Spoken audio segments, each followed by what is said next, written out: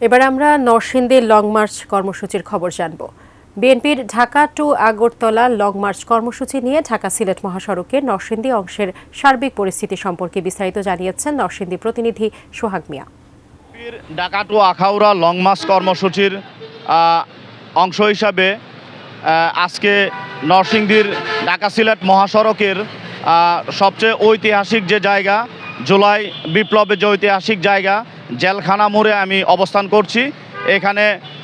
এখান দিয়ে BNP long march কর্মসূচির যে র্যালিটি সেটি নরসিংদী অংশ অতিক্রম করে ব্রাহ্মণবাড়িয়ার আখাউড়া পর্যন্ত যাওয়ার কথা। আমরা সেই সকাল 7টা থেকে এখানে অবস্থান করছি। এখনও পর্যন্ত বিএনপির সেই লং মার্চ কর্মসূচির র্যালিটি নরসিংদী অংশে এসে পৌঁছায়নি। আমরা এখানকার ট্রাফিক বিভাগের সাথে কথা বলে যেমনটি জানতে পেরেছি যে সেই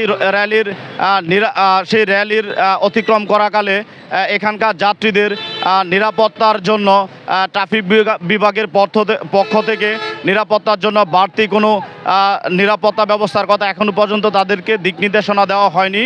তবে এখানকার সরজমিনে ঘুরে আমরা যেমনটা দেখতে পেরেছি এখানে প্রতিদিনের মতো যান চলাচল স্বাভাবিক আছে এবং যাত্রীদের যে যাতায়াত সেটা স্বাভাবিকই রয়েছে। এখানকার আইন শৃঙ্খলা পরিস্থিতি এখনও পর্যন্ত যথেষ্ট স্বাভাবিক রয়েছে।